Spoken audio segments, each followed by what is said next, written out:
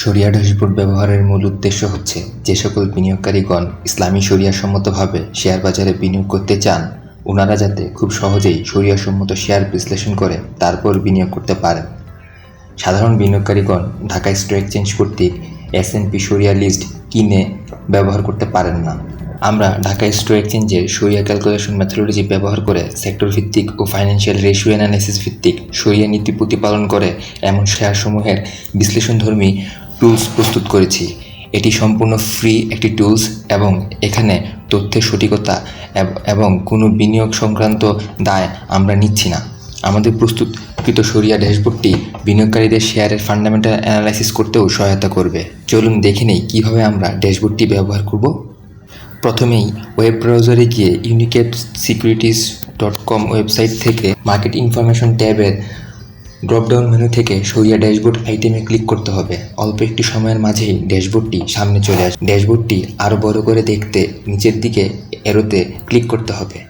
প্রথম পেজে পারপাস ও ডিসক্লেইমার বর্ণনা করা রয়েছে, যা আমরা একটু আগেই বিস্তারিত বলেছি। ডান দিকের উপরের দ্বিতীয় ট্যাবটিতে ক্লিক করে সেক্টর বেস স্ক্রিনিং পেজে চলে যাওয়া যাবে। প্রথমেই সেক্টর বেস স্ক্রিনিং থেকে ঢাকা স্টক এক্সচেঞ্জ শরিয়া মেথোডোলজি অনুসারে যে সকল সেক্টরে বিনিয়োগ শরিয়াসম্মত নয় বলে বিবেচিত হবে সেগুলো দেখতে পাবো, যেমন অ্যাডভার্টাইজিং মিডিয়া, মদ, নেশাজাতীয় দ্রব্য, জুয়া, সিগারেট, শূকরের মাংস সংশ্লিষ্ট ব্যবসা, সুদ প্রদানকারী আর্থিক প্রতিষ্ঠান। তবে 4 নম্বর পয়েন্টে অনুসারে কিছু আর্থিক প্রতিষ্ঠানকে শরিয়াসম্মত বিনিয়োগ উপযোগী বলে বিবেচিত করা যাবে। সেগুলো হলো যেসব আর্থিক প্রতিষ্ঠান আইনগতভাবে ইসলামী শরিয়া অনুসারে নিবন্ধিত এবং শরিয়াসম্মতভাবে সকল আর্থিক সেবা প্রদান করে, সে সকল কোম্পানি ইসলামী বিনিয়োগযোগ্য বলে বিবেচিত হবে। ডান দিকে নামের মাঝেই ইসলামী কথাটি লেখা রয়েছে এমন কিছু কোম্পানির তালিকা, কোম্পানির নাম, টিকার দেখতে পারবেন।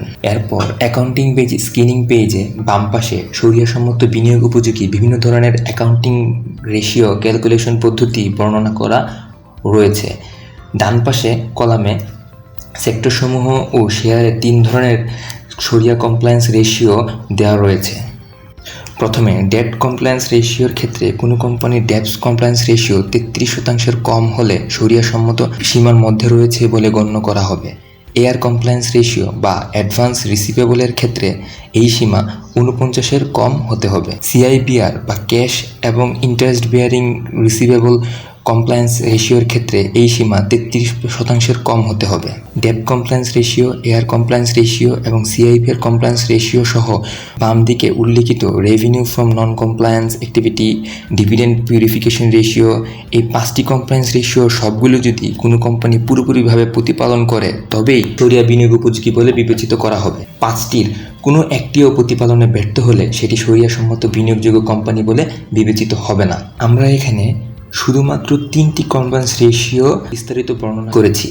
বাকি দুটি অর্থাৎ রেভিনিউ ফ্রম নন কমপ্লায়েন্স এবং ডিভিডেন্ড পিউরিফিকেশন রেশিও সম্পর্কে বাম পাশে বিস্তারিত বর্ণনা করা রয়েছে। আপনারা নিজ দায়িত্বে বিস্তারিত পড়ে তারপর বিনিয়োগ সিদ্ধান্ত নিতে পারবেন। ড্যাশবোর্ডের উপরের পাশের ফোকাস মোডে ক্লিক করে টেবিলটি বড় করে দেখতে পারবেন। ড্রিল আপ বাটনে ক্লিক করলে শুধুমাত্র সেক্টর ভিত্তিক রেশিও ছোট করে আপনার সামনে আসবে।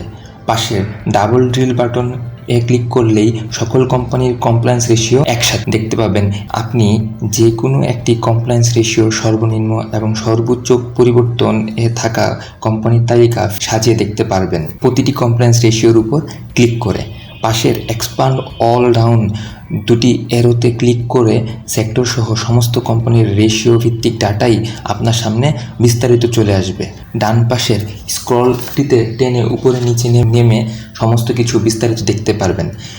ব্যাক টু রিপোর্টে ক্লিক করলে আবার আগের টেবিলে ফিরে আসতে পারবেন। আরও বিস্তারিতভাবে ঢাকা স্টক এক্সচেঞ্জের শরিয়া ক্যালকুলেশন মেথোডোলজি সম্পর্কে জানতে নিম্নোক্ত এই লিঙ্কে ক্লিক করে বিস্তারিত জেনে নিতে পারবেন। এভাবেই আপনারা ইউনিক্যাপ সিকিউরিটিজ লিমিটেডের শরিয়া ড্যাশবোর্ড ব্যবহার করে শরিয়াসম্মত সিকিউরিটিজ বিশ্লেষণ করতে পারবেন।